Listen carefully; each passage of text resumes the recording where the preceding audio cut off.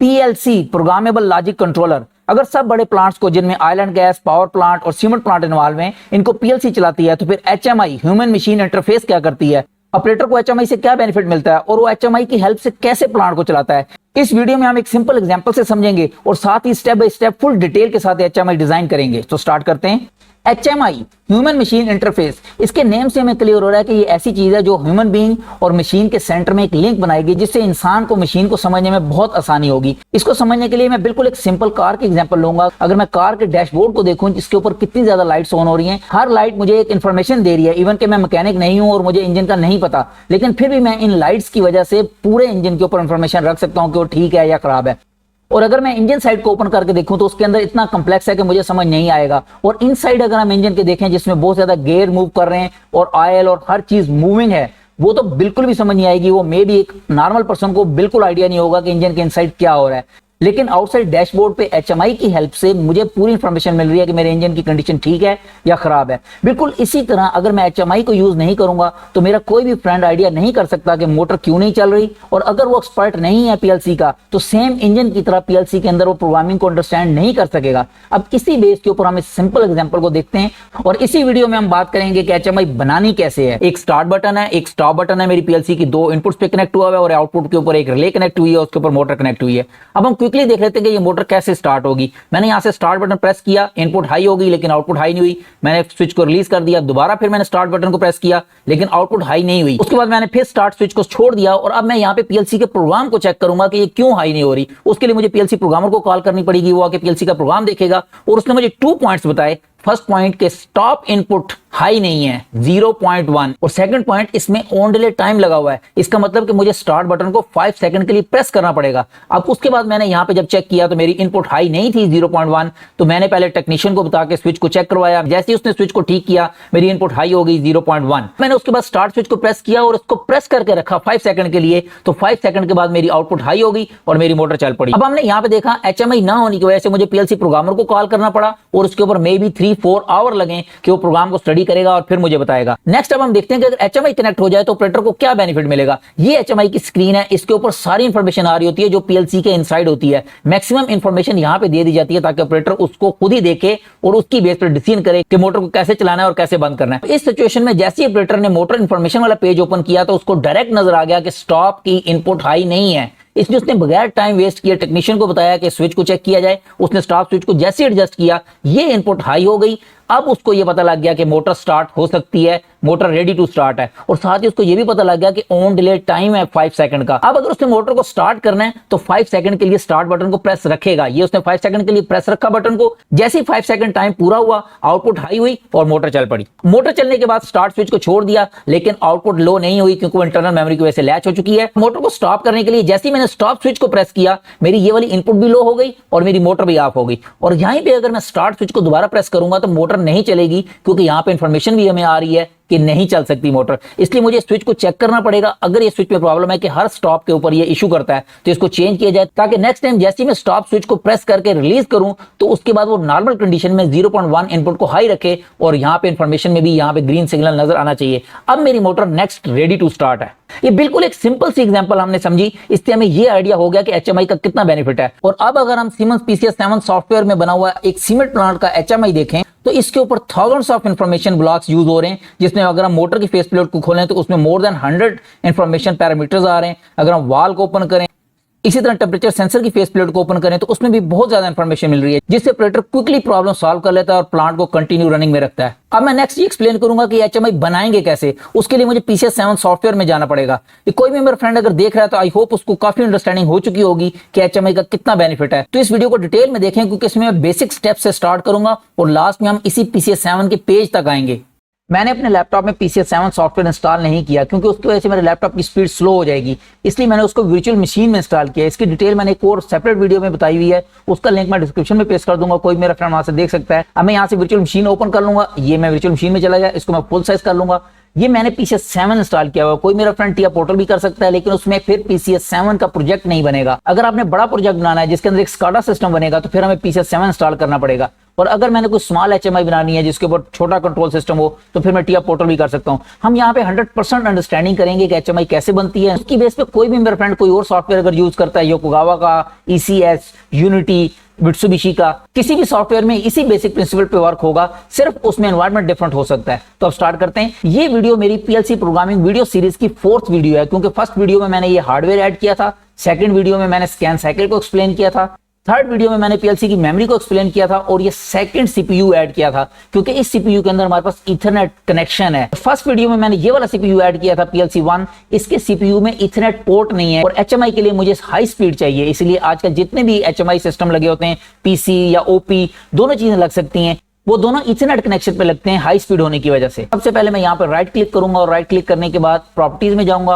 और यहाँ से PCS 7 की जगह स्टेप 7 सेलेक्ट करूंगा। ये ऑलरेडी मैंने स्टेप 7 सेलेक्ट कर लिया है, क्योंकि मैं PCS 7 का प्रोजेक्ट नहीं बना रहा। PCS 7 का प्रोजेक्ट 400 PLC में बनेगा, ये 300 PLC है, स्मॉल PLC है। इसके बाद नेक्स्ट स्टेप में मैं 400 को इसमें ऐड करूंगा जब हम थोड़ी सी अंडरस्टैंडिंग कर लेंगे। और अब मैं यहाँ पे इसको क्लिक कर लेता हूँ और राइट क्लिक करके इंसर्ट कर लेते हैं हम यहाँ पे PC, ये आ जाएगा स्टेशन PC। इसका अगर कोई नाम चेंज करना चाह रहा है तो मेरा फ्रेंड कोई भी कर सकता है, मैं इसको यही नाम रहने दूंगा। अब यहाँ पे क्लिक करूंगा और कॉन्फ़िगरेशन में जाएंगे। सबसे पहले कॉन्फ़िगरेशन में जाना है और यहाँ पे हमने ऐड करना है कि हम क्या ऐड करना चाहते हैं इसके अंदर। यहाँ पे अगर हम HMI में देखें राइट साइड पे, ये स्कीमेटिक PC के अंदर HMI में मेरे पास ये डिफरेंट ऑप्शन है। फर्स्ट वाली WinCC एप्लीकेशन, ये मेन सर्वर सिस्टम अगर होगा मेरे पास उसमें इंस्टॉल की जाएगी, फिर स्टैंड बाई सर्वर हो सकता है, फिर क्लाइंट सर्वर हो सकता है। ये नेक्स्ट डिटेल में हम देखते जाएंगे, थोड़ा सा कम्प्लेक्स हो जाएगा अगर मैं अभी उसके ऊपर डिस्कशन करूंगा। अभी हम सिर्फ सिंपल एक HMI बनाएंगे जिसके ऊपर हम एक मोटर शो करेंगे या कोई भी इंडिकेशन शो करेंगे, उससे हमें बेसिक आइडिया हो जाएगा कि HMI कैसे वर्क करती है और उसके बाद फिर हम एडवांस सिस्टम पे जाते जाएंगे। मैं इसको डबल क्लिक करूंगा, ये यहाँ पे आ गया। और सेकंड मुझे इस स्लॉट में चाहिए यहाँ पे CP कार्ड, जिससे मैं कम्युनिकेट करूंगा PLC के साथ। तो मैं यहाँ पे जर्नल ले लेता हूँ, कोई भी लिया जा सकता है। हम ये जर्नल वाला पिक कर लेते हैं, फर्स्ट वन वाला ये पिक कर लेंगे। ये पूछ रहा है कि आपने कोई नेटवर्क कनेक्ट करना है, तो नेटवर्क मैंने कनेक्ट करना है, क्योंकि अगर मैं नेटवर्क कनेक्ट नहीं करूंगा तो मैं PLC के साथ कनेक्ट नहीं हो सकता। PLC के साथ कनेक्ट होऊंगा तो फिर मेरी HMI डाटा लेगी PLC से और फिर मेमिक के ऊपर या HMI स्क्रीन के ऊपर शो करेगी। जब ये मैंने अपनी थर्ड वीडियो में CPU ऐड किया था जिसके अंदर इथरनेट की पोर्ट है, तो उसने ये उसको एड्रेस दिया था, ये CPU का एड्रेस है और यहाँ पे नेटवर्क बना था Ethernet 1, मैंने उसी को सिलेक्ट करना है क्योंकि मैंने उसी CPU के साथ कनेक्ट करना है इस HMI को। अब HMI को उसने खुद ही एड्रेस दे दिया है 2, क्योंकि 1 CPU का है तो सेकंड जो होगा वो PC का होगा। अब हम इसको ओके कर देंगे, यहाँ पे ये ऐड हो गया। अब मैं इसको सेव करूंगा कॉन्फ़िगरेशन को और उसके बाद ये कंपाइल करेगा और सेव करेगा। इसमें थोड़ा सा टाइम लेगा। ये एट लास्ट कॉन्फ़िगरेशन कंप्लीट हो गई है, इस पर थोड़ा सा टाइम लगता है, लेकिन ये मैंने वर्चुअल मशीन में इंस्टॉल किया हुआ है, इस वजह से थोड़ा और ज्यादा डिले आया है, लेकिन थैंक्स गॉड हो गया। अब इसको मैं क्लोज कर दूंगा, ये क्लोज हो जाएगी कॉन्फ़िगरेशन। अब हम CPU को खोलते हैं, CPU के हार्डवेयर में जाते हैं और यहाँ पे देखते हैं कि हमारे पास क्या सेटिंग है। ये वो CPU है सेकंड वीडियो में मैंने जो ऐड किया था। किसी मेरे फ्रेंड ने अगर नहीं देखा तो सेकंड वीडियो देखें, उसमें मैंने बताया था कि किस तरह ऐड किया है। इसमें हमारे पास इथरनेट पोर्ट है, अगर मैं इसको क्लिक करूंगा तो ये मेरे पास वो एड्रेस आ रहा है 01 जो हमने वहां पे देखा था। ये CPU का एड्रेस वहां पे शो हो रहा था और ये यस का मतलब है कि नेटवर्क CPU के साथ बनाएंगे हम। ओके कर दिया। अब मैं यहाँ पे अपसाइड क्लिक करूंगा कॉन्फ़िगर नेट पे, यहाँ मुझे डिटेल पता लगेगी कि मेरे CPU के साथ PC कनेक्ट हुआ है या नहीं हुआ। तो हम अगर हम यहाँ पे देखें तो ये हमारा PC है जो हमने अभी ऐड किया है, ये नेटवर्क यहाँ पे कनेक्ट हुआ है इथरनेट पोर्ट के थ्रू, ये अपसाइड आएगा और यहाँ पे आएगा। और ये मेरा CPU है जिसके अंदर मेरे पास इथरनेट की पोर्ट है। इस वाले CPU में इथरनेट की पोर्ट नहीं थी, इसलिए ये कनेक्शन नहीं हो गया। ओके करेंगे, इसको सेव कर देंगे और हम उसको कहते हैं कंपाइल और चेक एवरीथिंग कर ले। ओके करके सेव करेगा, अगर कोई एरर होगा तो यहाँ पे बताएगा, अगर नहीं एरर तो यहाँ पे कोई एरर नहीं है, ये क्लोज कर देंगे और अब यहाँ पे क्लोज हो जाएगा। अब अगर हम देखेंगे ये इसने टाइम क्यों लगाया इतना कॉन्फ़िगरेशन में, ये मेरा प्रोजेक्ट है जो मैंने फर्स्ट डे बनाया था। हम इसको ओपन कर लेते हैं। इसमें ये वो डेट है जिस डेट को मैंने प्रोजेक्ट फर्स्ट बनाया था 16/7 को, और आज हमने ये बनाया है WinCC 10 अगस्त को। अगर मैं इसको ओपन करूं तो ये आज की डेट में ये बनाया OS2। इसके अंदर ये सारी फाइल्स इसने बनाई है जिस वजह से इसने बहुत ज्यादा डिले किया है कॉन्फ़िगरेशन में। अब मैं इसको क्लोज कर देता हूं। अब हम यहाँ पे आ जाते हैं इसके अंदर अपने प्रोजेक्ट में और इसको ओपन करके देखते हैं और इसको ओपन करते हैं। ये वो OS2 है, इसके अंदर अभी कोई पिक्चर नहीं है, कुछ नहीं बना हुआ। अब मैं यहाँ से इसको राइट क्लिक करूंगा और इसको ओपन करूंगा। हम ओपन करके इसके अंदर एक पिक्चर ऐड करेंगे और उसके बाद उसके अंदर हम अलार्म्स भी बना सकते हैं। कोई बटन मैं क्लिक करूंगा तो उसकी इंफॉर्मेशन HMI के ऊपर आ जाएगी। वो सारा कुछ अब हम देखते हैं किस तरह बनना है 1 by 1। अब यहाँ पे हमने कुछ सेटिंग्स करनी है, उसके लिए मैं कंप्यूटर पे जाऊंगा, उसकी सेटिंग में जाऊंगा और यहाँ पे डबल क्लिक करके स्टार्टअप में जाके देखूंगा। ये टिक नहीं होना चाहिए, अलार्म लॉगिंग और टैग लॉगिंग। अगर ये टिक होंगे तो फिर ये स्टार्टअप में देर लगाएगा। अभी हम इसको अनचेक करेंगे और उसके बाद फिर मैं जाऊंगा यहाँ पे ग्राफिक रन टाइम में। यहाँ पे मैं टिक करूंगा स्क्रॉल बार को फुल स्क्रीन से हटा देंगे, इसको मिनिमाइज और मैक्सिमाइज कर सकते हो हम, इसको इनको चेक कर देंगे और ये हम इसी तरह रहने देंगे अनचेक, ताकि मैं इसको मूव भी कर सकूं। जब ये रन टाइम में HMI होगी तो मैं इसको मूव नहीं कर सकूंगा और ये मैं ओके कर दूंगा। अब मैं यहाँ पे पिक्चर्स बनाऊंगा। सबसे पहले कोई पिक्चर नहीं, अभी कोई भी ऐड नहीं हुआ, मैं राइट क्लिक करता हूँ, न्यू पिक्चर ऐड करता हूँ। यहाँ पे हम उसको नाम दे लेंगे पिक्चर 1। 2 पिक्चर्स मैंने बनानी है यहाँ पे, उसको हम नेक्स्ट देखेंगे कि हमें 2 पिक्चर्स की क्यों जरूरत पड़ेगी। यहाँ पे फर्स्ट हो गई और ये सेकंड होगी। अभी मैंने ये 2 ऐड कर दी। अब यहाँ पे नेक्स्ट पॉइंट आएगा टैग मैनेजमेंट में। सबसे इंपॉर्टेंट काम टैग मैनेजमेंट में होगा। अब हम इसको ओपन करते हैं और यहाँ पे हम टैग मैनेजमेंट में न्यू ऐड करते हैं ड्राइवर।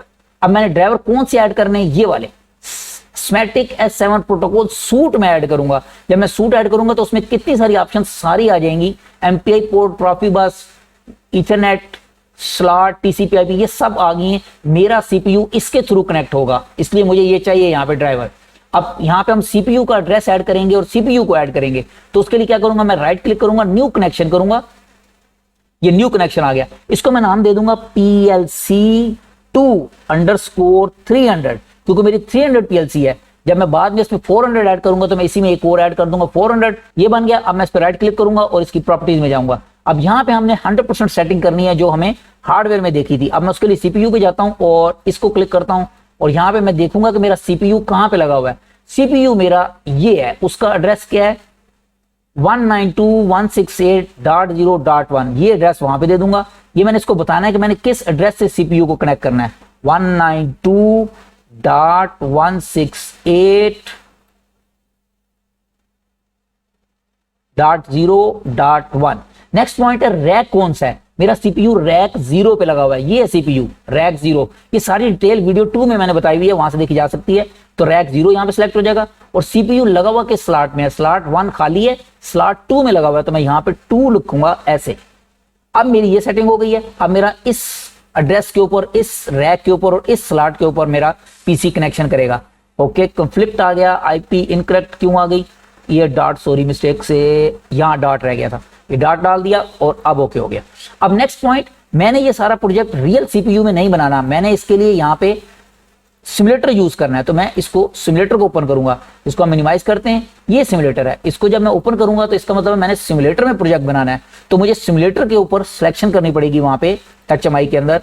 ये HMI आ गई। अब दोबारा इसको खोलेंगे टैग मैनेजमेंट को और यहाँ पे TCP/IP में राइट क्लिक करेंगे और इसकी प्रॉपर्टीज में जाएंगे, सिस्टम पैरामीटर में ये ऑप्शन आ रही है, यूनिट पे जाएंगे और यहाँ पे TCP/IP बाय डिफॉल्ट सिलेक्ट होता है कि ये रियल PLC के साथ कनेक्ट होना है। मैंने इसको यहाँ पे सिलेक्ट करना है PLC सिम, ये सिमुलेटर है ये वाला, ये सिलेक्ट हुआ है यहाँ पे जो इसका नाम है। अब ये सिमुलेटर के साथ वर्क करेगा, अदरवाइज ये रियल PLC के साथ करेगा। सिमंस के PCS7 या TIA पोर्टल सॉफ्टवेयर में बेस्ट ऑप्शन ये है कि इसका सिमुलेटर 100% वर्क करता है, नियर टू 90% रियल PLC के इक्विवेलेंट काम करेगा ये। अभी हम देखेंगे नेक्स्ट किस तरह वर्क करता है। ये मैंने सेलेक्ट कर दिया और अब मैं इसको अनचेक कर लेता हूँ, सेट ऑटोमेटिक नहीं करना मैंने इसको, और ये ओके हो गया। अब ये सेटिंग कंप्लीट होगी। अब मैं यहाँ पे एक ग्रुप 1 बनाता हूँ, ये मैंने बना देना ग्रुप 1 या मोटर 1 हम कह सकते हैं, मोटर 1। ये इसलिए हम बनाएंगे क्योंकि यहाँ पे डिफरेंट मोटर्स बनेंगी, फिर सेकंड मोटर बनेगी, फिर थर्ड बनेगी, हर मोटर के अपने टैग होंगे, वो सारे डिफरेंट होंगे। अब मैंने टैग कौन से बनाने हैं उसके लिए मैं यहाँ पे आ जाता हूँ, जो मैंने प्रोग्राम बनाया हुआ ऑलरेडी, इसके मैं सिंबल टेबल में आऊंगा, उसमें मुझे पता लग जाएगा कि मैंने सिंबल टेबल में क्या क्या प्रोग्राम बनाया हुआ है, क्या क्या ब्लॉक्स एड्रेस दिए हुए। सिंबल टेबल में ये इन्फॉर्मेशन है जो मैंने नाम अपनी आसानी के लिए लिखा है, स्टार्ट HMI, ये मैंने इन्फॉर्मेशन HMI पे देनी है, स्टॉप HMI ये भी इंफॉर्मेशन देनी है। जिसके साथ मैंने HMI लिखा है वो मैं HMI के ऊपर टैग बनाऊंगा। अब टैग क्या चीज है उस पर थोड़ी सी बात कर लेते हैं। अगर मेरे पास यहाँ पे 10 किड्स हैं, उनका मुझे नेम आता है, कोई इशू नहीं है। अगर मुझे उनका नेम नहीं आता किड्स का, तो मैं उनको कैसे कॉल करूंगा या कैसे बुलाऊंगा, ये टैग जो है उस किड्स के नेम को कहते हैं, और हर किड का नेम होगा और उसकी बैक पे उसके फादर का नेम और उसका घर का एड्रेस डिफरेंट होगा, नेम भी डिफरेंट होगा, हर किड दूसरे किड से डिफरेंट होगा। इसलिए यहां पे अगर हम देखें, ये स्टार्ट HMI, इसका एड्रेस ये है M1.0, स्टॉप HMI का एड्रेस M1.1 है, 1.0 नहीं हो सकता, ये डिफरेंट है, ये डिफरेंट है। अगर मैं इसको सेम एड्रेस यहां पे लिखूंगा तो ये एरर देगा, ये कहेगा नहीं हो सकता। ये हम लिख के देख लेते हैं, ये रेड हो गए दोनों। ये मैंने यहां पे क्यों यूज किए हैं, अब हम उसके लिए इस प्रोग्राम में चले जाते हैं, यहां पे देख लेते हैं। इनपुट मेरे पास फील्ड से आएगी, जो मैं स्टार्ट करूंगा मोटर को, मैं I 0.0 को प्रेस करूंगा, ये डायरेक्ट टैग भी बन सकता है, लेकिन बेस्ट होता है कि हम मेमोरी को यूज करें। तो ये एक मेमोरी को हाई करेगा M1.0 को, और उसके बाद ये मेमोरी जाएगी मेरी HMI के ऊपर। उसकी क्या रीजन है, मैं इनपुट को क्यों नहीं लेके जाता टैग में?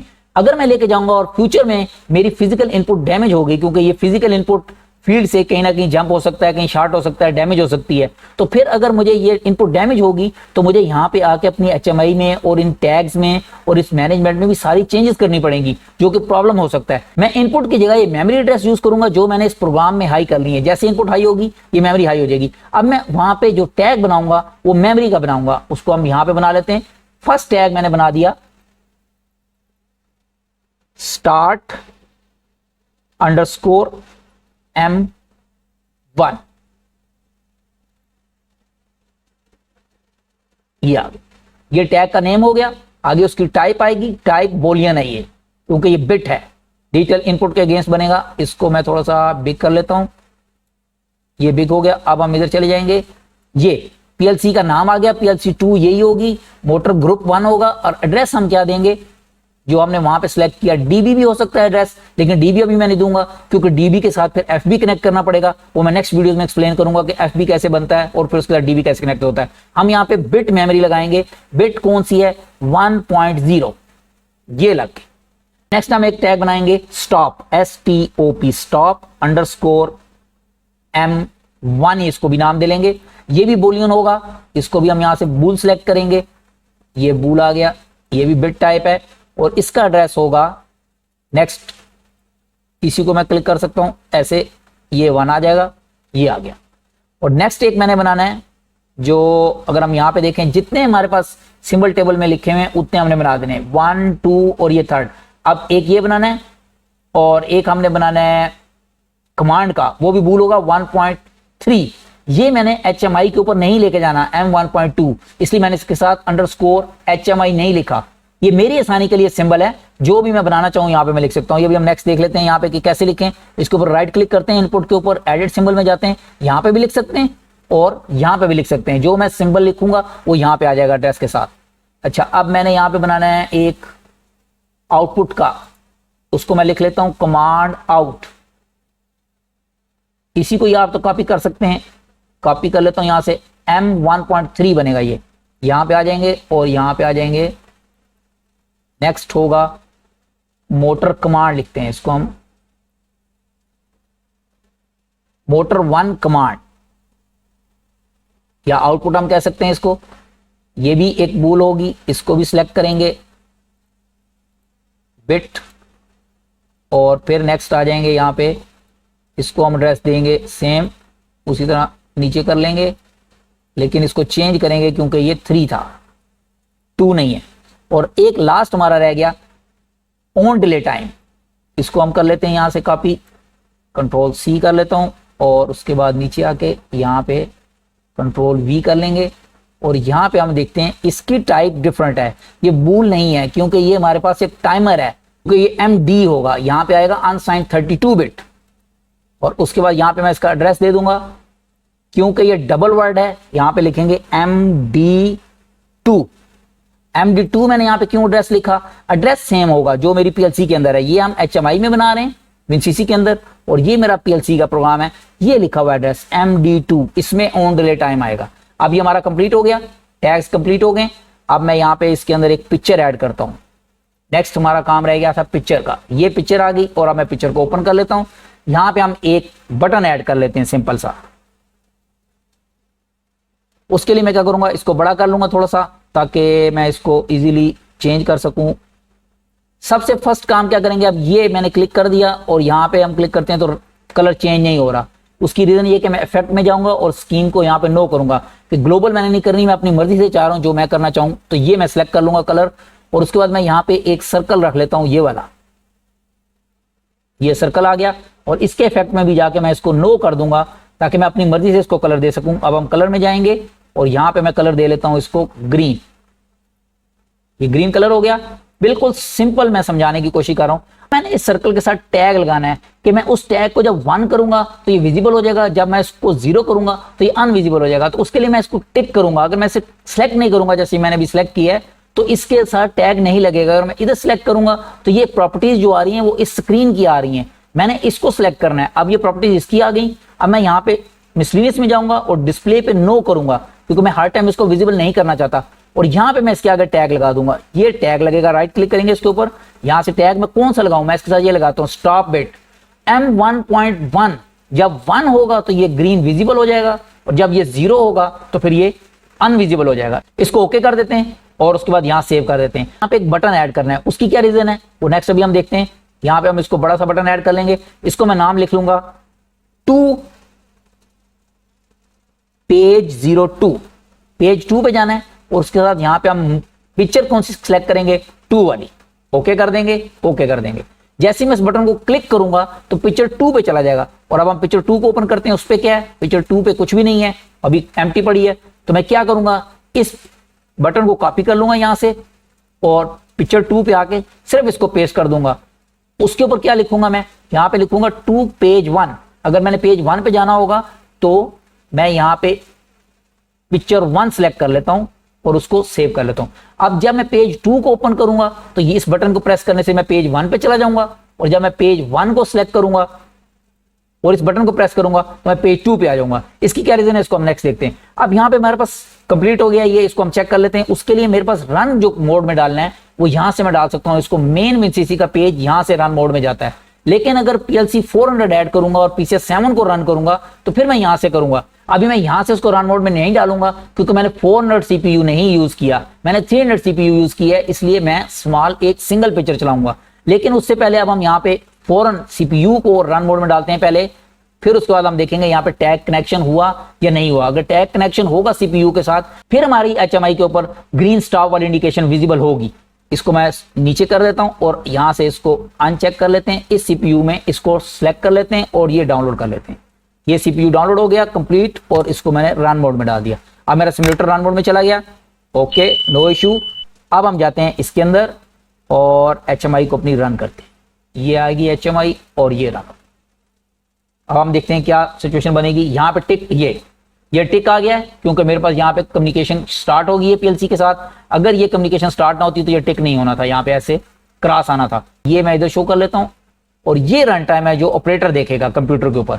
ये सिर्फ मेरा एडिटर है जिसमें मैंने बनाना है जो कुछ बनाने के बाद, उसके बाद ऑपरेटर का इससे कोई लिंक नहीं होगा। अब अगर मैं इसको प्रेस करूंगा तो मेरे पास ये क्लिक करेगा और ये पेज 1 पे आ जाएगा, और दोबारा अगर मैं क्लिक करूंगा तो ये पेज 2 पे चला जाएगा। अब ये क्यों, उसका बेनिफिट क्या है, इसको हम नेक्स्ट देखते हैं। मैं इसको करूंगा हाई, आई 0.1 को, ये मैंने हाई किया, 0.1 को हाई किया और ये हमारे पास विजिबल हो गया।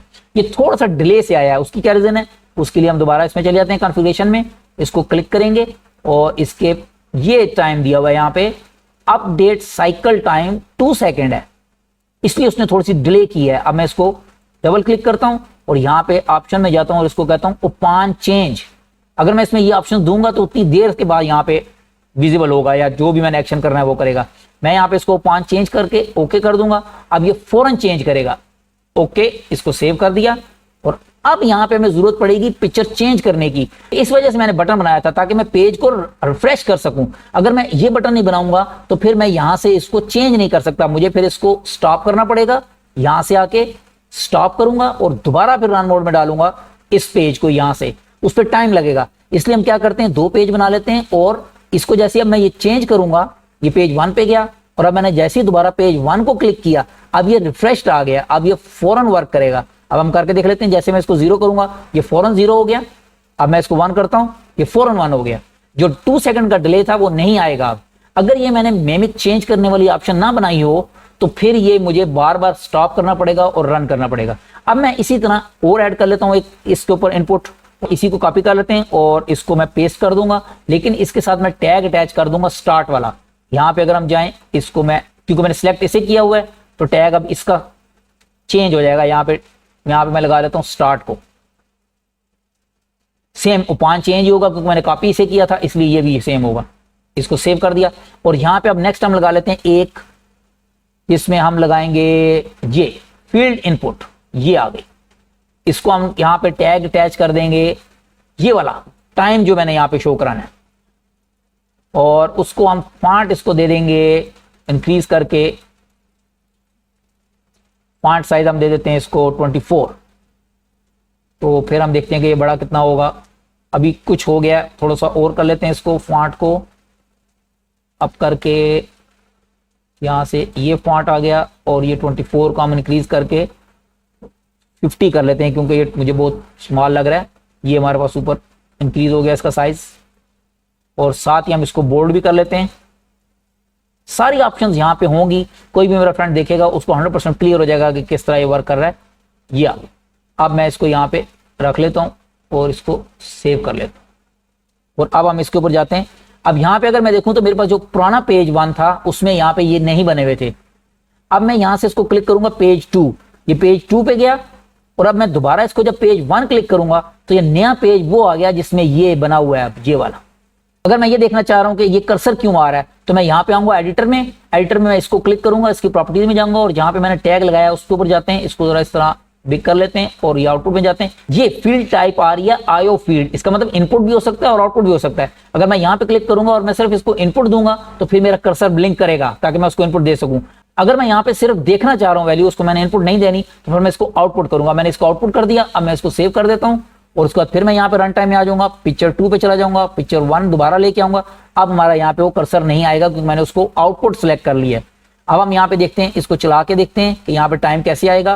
प्रोग्राम कह रहा है कि अगर मैं स्टार्ट इनपुट को हाई करूंगा, स्टॉप इनपुट ऑलरेडी हाई है, तो फिर मेरा टाइमर चल पड़ेगा। टाइमर के बाद 5 सेकंड का टाइम होगा और उसके बाद फिर मेरी आउटपुट हाई हो जाएगी। तो हम यहाँ पे फौरन एक आउटपुट के लिए भी बना लेते हैं ताकि हम एक ही बार उसको भी चेक कर लें। ये सेम जो बना हुआ है इसको ऊपर करते हैं थोड़ा सा, फिर इसको थोड़ा सा उसके नीचे रखेंगे और फिर सेम इसी को कॉपी कर लेंगे, कंट्रोल सी कंट्रोल वी, और इसको हम इस साइड रख लेते हैं ताकि हमें पता लगे कि ये आउटपुट का है। और फिर यहाँ पे हम इसके ऊपर क्लिक करेंगे और इसके अंदर मिसलिनियस में जाके इसको टैग जो हम लगाएंगे वो हम आउटपुट वाला लगाएंगे, ये वाला, ये आउटपुट का टैग होगा M1.3 के साथ। इसको सेव कर दिया। इसमें हम देखें, इस पे हमने ये जो क्लिक करते हैं और इसको क्लिक करते हैं, यहाँ पे मैंने 2 सेकंड को चेंज नहीं किया, ये मुझसे मिस्टेक हो गई, इसको भी करना था। इसलिए वेरी केयरफुल रहना है प्रोग्राम बनाते हुए। 5 चेंज हमने इसको करना है ताकि जब ये टाइम चेंज हो तब यहाँ पे सेकंड चेंज हो। अब यहाँ पे मैंने चेंज नहीं किया था इसलिए वो डिले की वजह से मुझे विजिबल यहाँ नजर नहीं आ रहा था। मुझे समझ नहीं आ रही कि ये वाला कौन सी इंडिकेशन है, ये कौन सी है। तो इसके साथ टेक्स्ट लिख लेते हैं, ये स्टैटिक टेक्स्ट यहाँ पे ले आएंगे और यहाँ पे इसको डबल क्लिक करूंगा और उसके साथ मैं लिख दूंगा स्टॉप, STOP, स्टॉप। और इसका मैं फॉन्ट चेंज कर लेता हूँ, ये आ गया फॉन्ट, इसको भी हम 50 कर लेते हैं ताकि ये बड़ा नजर आए हमें। और फिर देखते हैं कि कितना, ये बहुत ज्यादा बड़ा हो गया, इसको 24 कर लूंगा यहाँ पे। अब ठीक है, और सेम इसी को कॉपी कर लेता हूँ और इसके साथ नीचे लिख देता हूँ स्टॉप, और ये स्टार्ट हो जाएगा। और इसके ऊपर यहीं पे इसको पेस्ट कर देंगे, फिर एक दफा इसके साथ लिख देंगे ऑन डिले,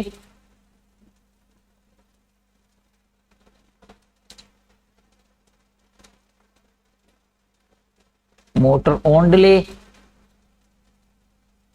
इसको थोड़ा सा बिग कर लेता हूं, ई को स्मॉल करेंगे और फिर एक दफा फिर पेस्ट कर लेते हैं और यहां पे लिख देंगे कमांड, जो क्यू है हमारी CMD। ये अब इससे मुझे जरा इजी होगा कि ये क्या हो रहा है, कैसे हो रहा है और अभी कौन सा इनपुट हाई हो रहा है। इसको सेव कर लिया और अब मैं यहां से इसको दोबारा पेज 2 पे और फिर पेज 1 पे, अब ये टेक्स्ट आ गया यहाँ पे हमें नजर। यहाँ पे हम रन टाइम देखेंगे और यहाँ पे हम PLC का प्रोग्राम देखेंगे और यहाँ पे सिमुलेटर में हम इनपुट हाई और लो करेंगे। मोटर चलने के लिए प्रोग्राम ये कह रहा है कि सबसे पहले स्टॉप इनपुट को हाई होना चाहिए। स्टॉप इनपुट क्या है, अपसाइड पे अगर हम देखें, इनपुट 0.1 अगर मेरी हाई होगी तो फिर मेरी M1.1 हाई होगी। तो मैं यहाँ पे जैसे ही इस इनपुट को हाई करूंगा 0.1 को, तो मेरी यहाँ पे M1.1 हाई हो जाएगी मेमोरी, और यहाँ पे मेरा बिट आ जाएगा यहाँ पे स्टॉप वाला, ये आ गया स्टॉप वाला बिट। ओके हो गया। नेक्स्ट अब मैं अगर स्टार्ट कमांड दूंगा, उसके लिए मुझे I 0.0 को हाई करना है, तो M1.0 हाई हो जाएगा और उससे ये टेम्परेरी बिट हाई हो जाएगा M1.2, और वो एक टाइमर को चलाएगा। ये वो टाइमर है, ये टाइमर मिली सेकंड में आउटपुट देता है, इसलिए ये 5000 देगा 5 सेकंड के अगेंस्ट। तो मैंने इसको 1000 से डिवाइड किया ताकि मुझे 5 सेकंड मिले, और उसके बाद मैंने इसको 5 में से माइनस किया फिर ताकि मुझे 5 4 3 2 1 मिले। अब हम यहाँ पे स्टार्ट कमांड देते हैं और फिर देखते हैं कि ये क्या आउटपुट देता है। ये मैंने जैसे ही स्टार्ट कमांड दी तो मेरी ये स्टार्ट बिट भी आ गई यहाँ पे, लेकिन ये टाइम यहाँ पे नहीं आ रहा। लेकिन यहाँ पे अगर हम देखें तो सेकंड चल रहे हैं और मेरे पास HMI के ऊपर सेकंड नहीं आए। 2 ऑप्शंस हो सकती हैं। फर्स्ट ऑप्शन के मेरे पास टैग ठीक नहीं है, तो उसके लिए मैं टैग में देख लेता हूँ कि मैंने यहाँ पे टैग क्या बनाया है। ये ऑन डिले टाइम का टैग है अनसाइंड 32 बिट, और आगे मैंने एड्रेस क्या लगाया है इसके MD2। ये बिल्कुल ठीक है क्योंकि एड्रेस सेम है, MD2 और अनसाइंड 32 बिट है। सेकंड अब ऑप्शन ये हो सकती है कि जहां पे मैंने इसको कॉन्फ़िगर किया था ये यहाँ पे कुछ मिस्टेक है। इसको देख लेते हैं इसको क्या इशू है। इसके साथ कोई टैग कौन सा लगाया मैंने, और ये तो मैंने डिजिटल टैग लगाया हुआ है इसके साथ, इसलिए यहाँ पे 1 शो हो रहा है हमारे पास। तो इसको रियल टैग लगाना था टाइम वाला, ये वाला सॉरी ये मैंने पहले लगाया हुआ है, ये लगाना है ऑन डिले टाइम वाला। इसको यहाँ पे कनेक्ट करेंगे ऑन डिले टाइम। यहाँ पे मैं देखूं तो इसमें मैंने क्या सेटिंग की है, इसको मैं डाउन करता हूँ, आउटपुट पे जाता हूँ और यहाँ पे हम देखते हैं कि इसमें क्या मिस्टेक हो सकती है। मैंने टैग वही लगाया जो वहां पे था, वो 5 चेंज भी सिलेक्ट किया। ओह यहाँ पे मिस्टेक की हुई है, मैंने ये बाइनरी सिलेक्ट किया हुआ है, इसलिए यहाँ पे हमेशा बाइनरी नजर आ रहा है, मेरे यहाँ 1 नजर आ रहा है। तो इसको मैं चेंज करूंगा बाइनरी से डेसिमल पे। सॉरी ये मुझसे मिस्टेक हुई, डेसिमल करेंगे। अब मैंने यहाँ पे डेसिमल किया तो ये डेसिमल आ गया यहाँ पे 0.000। मुझे यहाँ पे इंटीजर चाहिए तो मैं इसको खत्म करता हूँ और इसको पॉइंट से इधर डिलीट कर देता हूँ। मुझे ये चाहिए, इंटीजर नंबर चाहिए, क्योंकि मेरा टाइम में डेसिमल नहीं होगा। अब मैं इसको सेव कर लूंगा और अब इसको हम पिक्चर चेंज करते हैं, दोबारा पिक्चर चेंज करते हैं। अब इसको दोबारा चेक करने के लिए मैं स्टार्ट इनपुट को लो करूंगा, ये लो हो गई। अब मैं जैसे स्टॉप इनपुट को लो करूंगा मेरी मोटर ऑफ हो जाएगी। यस, अब थैंक्स गॉड अब यहाँ 5 आ गया, क्योंकि ये 5 सेकंड ऑन डिले टाइम है मेरी मोटर के स्टार्ट होने के लिए। अब हम यहाँ पे पहले स्टॉप इनपुट को हाई करेंगे। ये मैंने स्टॉप इनपुट को हाई किया 0.1 को, ये इंडिकेशन आ गई मेरे पास। ओके, अब मैं जैसे स्टार्ट करूंगा ये टाइम यहाँ पे चलेगा। स्टार्ट इनपुट आने के बाद ये यहाँ पे टाइम चला और 5 सेकंड कंप्लीट होने के बाद मेरी आउटपुट हाई होगी। ओके, बेस्ट हो गया। यहाँ पे मैं प्रॉब्लम फेस इसलिए हो रहा है क्योंकि ये PCS 7 नहीं है और 400 CPU नहीं है, क्योंकि ये मैं 300 CPU में कर रहा हूं और ये मैनुअल कॉन्फ़िगरेशन है। मैनुअल कॉन्फ़िगरेशन में 100% थिंकिंग करनी पड़ती है। थोड़ी सी भी मिस्टेक अगर हो जाएगी तो फिर वो वर्क नहीं करेगा, फिर प्रॉब्लम होगा। 400 CPU ऑटोमेटिक कार की तरह ऑटोमेटिकली सब कुछ बना देता है और वहां पे मुझे ये एक एक चीज की सेटिंग नहीं करनी पड़ती। ये अब हम मैनुअल कार की तरह वर्क कर रहे हैं, लेकिन उसका बेनिफिट ये होता है कि अगर मुझे मैनुअल कार चलानी आती है तो मुझे 100% आइडिया हो जाएगा कि उसमें 1 गियर होगा, फिर 2 गियर होगा, फिर 3 होगा, फिर 4 5 गियर होंगे उसमें। लेकिन ऑटोमेटिक में मुझे कोई आइडिया नहीं होगा कि उसके कितने गियर हैं। मैं सिर्फ उसको डी में डालूंगा और वो ऑटोमेटिकली चलना शुरू हो जाएगी। इसलिए मुझे अगर अंडरस्टैंडिंग करनी है तो मुझे पहले मैनुअल कार पे ड्राइविंग सीखनी चाहिए और फिर ऑटोमेटिक चलानी चाहिए। तो ये अब हम मैनुअल कार वाला काम कर रहे हैं, हर टैग हर बिट खुद सेलेक्ट कर रहे हैं ताकि हमें अंडरस्टैंडिंग हो जाए। उसके बाद फिर हम नेक्स्ट PCS 7 पे जाएंगे जिसमें 400 CPU ऐड करेंगे और फिर ये सब कुछ ऑटोमेटिकली हो जाएगा। आई होप मेरे किसी भी फ्रेंड को समझ आ गई होगी। अगर स्टिल किसी का कोई क्वेश्चन हो तो वो कमेंट्स में पूछ सकता है, मैं उसको जरूर रिप्लाई करूंगा। और अब मैं यहाँ पे क्लोज करूंगा और सबसे इंपॉर्टेंट काम करूंगा, इस प्रोजेक्ट को आर्काइव करेंगे, क्योंकि हमने यहाँ HMI ऐड कर लिया इसमें। और अब मैं यहाँ से इसको ऊपर जाऊंगा और यहाँ से स्टॉप करूंगा। WinCC को स्टॉप यहाँ से किया जाता है। जैसे मैंने इसको स्टॉप किया, टैग की कम्युनिकेशन फिनिश हो गई है। ये टैग भी फिनिश कर दूंगा मैं, टैग मैनेजमेंट भी, और इसे भी क्लोज कर देंगे। पूरा प्रोजेक्ट क्लोज करेंगे और ये PLC भी क्लोज कर देंगे, एवरीथिंग क्लोज करेंगे, सिंबल टेबल को भी क्लोज करेंगे और ये PLC का प्रोजेक्ट भी मैं क्लोज कर दूंगा यहाँ से, इसे भी क्लोज कर दूंगा। और अब मैं यहाँ से आर्काइव कर लूंगा। ये आर्काइव करना बहुत जरूरी है ताकि अगर फ्यूचर में मेरे पास अगर प्रोजेक्ट करप्ट हो गया तो मैं इस आर्काइव को रिस्टोर कर सकता हूँ। यहाँ पे मैं आज की डेट दे दूंगा जो मैंने आज अब ये प्रोजेक्ट बनाया है 1008। ये आज की डेट में प्रोजेक्ट हो गया। ये फर्स्ट हो गया था, ये सेकंड हो गया, ये थर्ड हो गया और आज ये 4th वीडियो है PLC programming learning video series की। ये आज की डेट का प्रोजेक्ट बन गया 1008। इसको मैं यहां से कॉपी कर लूंगा क्योंकि मेरे पास किसी भी टाइम वर्चुअल मशीन भी करप्ट हो सकती है और मेरा जो प्रोजेक्ट है वो यहाँ पे जो हमने देखा था स्टार्ट में, ये पड़ा हुआ है डेस्कटॉप के ऊपर, ये भी करप्ट हो सकता है। तो दोनों सूरतों में मुझे प्रॉब्लम हो सकता है, इसलिए मैं इसको मिनिमाइज करूंगा और अपने लैपटॉप की D ड्राइव में आके इस फोल्डर को पेस्ट कर दूंगा जो हमने वहां पे प्रोजेक्ट बना लिया। यहाँ पे हम उसको पेस्ट कर देंगे ताकि मेरे पास वो आज की डेट तक का प्रोजेक्ट सेफ हो जाए। अगर आपने PLC प्रोग्रामिंग मोर डिटेल में लर्निंग करनी है तो वीडियो को लाइक करें, चैनल को सब्सक्राइब करें और बेल आइकन को प्रेस करना ना भूलें, क्योंकि इस चैनल के ऊपर मैं PLC से रिलेटेड वीडियो अपलोड करता रहूंगा और उनका नोटिफिकेशन आपको मिलता रहेगा। Thanks for watching, take care, bye bye.